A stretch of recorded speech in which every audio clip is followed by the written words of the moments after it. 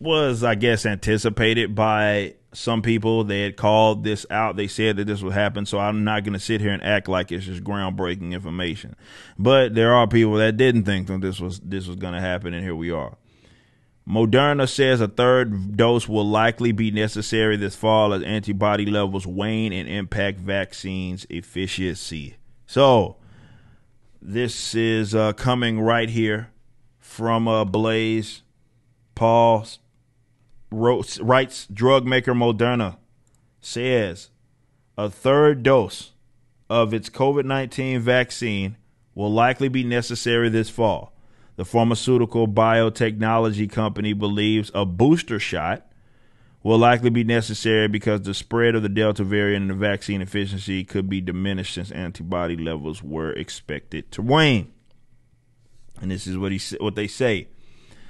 We believe that increased force of infection resulting from Delta non-pharmaceutical intervention, NPI, fatigue, and seasonal effects, moving indoors, will lead to an increase of breakthrough infections in vaccinated individuals. They are covering their asses. While we see durable phase 3 efficiency through 6 months, we expect neutralizing will continue to wane and eventually impact vaccine efficiency. So they're saying that the spread of this variant will impact how effective these vaccines are, the efficiency, of these vaccines. The vaccine maker noted, given this intersection, we believe dose 3 booster will likely be necessary prior to the winter season. Moderna CEO Stéphane Bancel told Fox Business the company is waiting for a bit more data, but the COVID-19 booster shot could be available as soon as September for elderly population who received the COVID-19 vaccine in January and February. So it's going to be, if you got a Moderna shot, you're going to need number 3.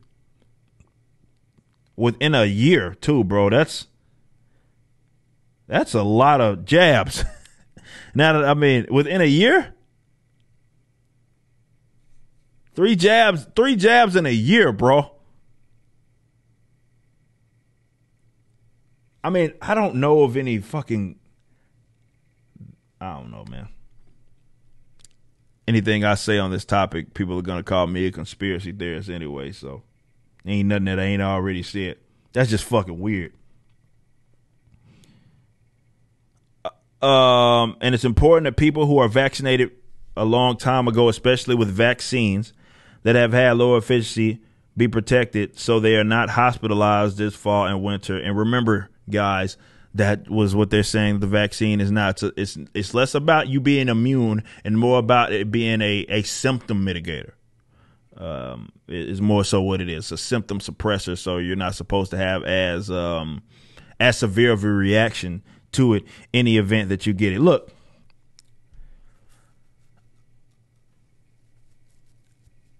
we talked about the Delta variant. They can't really blame unvaccinated simply for that. That seemed to come. And look, when it comes to like the variant idea anyway, depending on who you ask, there's people that are expert scientists that say, well, it's the unvaccinated's fault because they act like you were going to eradicate the fucking virus. But I remember very vividly doing videos back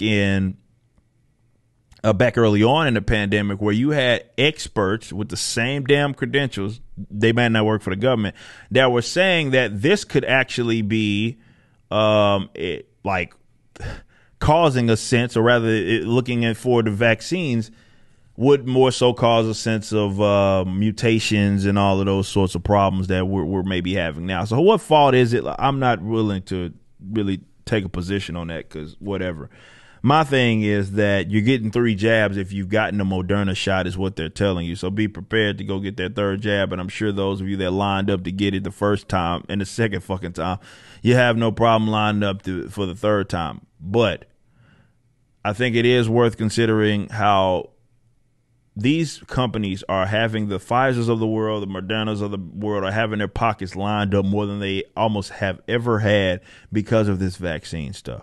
To think that this has that incentive can't ever be taken into consideration. And I want to be clear. I know that the term anti-vaccine has been used to describe folks that don't even agree with vaccine mandates. So if you don't agree with forced vaccines, even if you've got a fucking vaccine, this vaccine, then they call you anti-vax. It's crazy. But I'm not a person that thinks that science can't be a beautiful thing. That's never been the case. And to be fair, I don't know anybody that's ever said that. Of course, it's come up with a lot of great contributions that have extended the life of many individuals. But with this, we have a very unique scenario, not only just with this survival rate, which I guess is probably the most important thing, that we've never reacted to something like this in the way that we have, that has a fucking 99% survival rate. Infected fatality rate, which is insanely high. But they're reacting this way. And then you consider the vast amounts of governments who are stealing from taxpayers, future generations and the current taxpayers, to pay for this, to act like Moderna, to act like Pfizer, to act like these fucking pharmaceutical companies would have absolutely no incentive to make sure that whatever they spread, that you need to be getting this.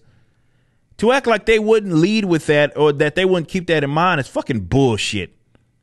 You know it, and I knew it. And that's why it's so hilarious that these people who act like, oh, big pharma so bad. Big pharma is so bad. Meanwhile, they just think fire. I mean, they didn't. I mean, you want to talk, but they were willing to knock their neighbor the fuck out to line up to make sure they were first to get this damn jab. But hey, big pharma, big corrupter, big pharma.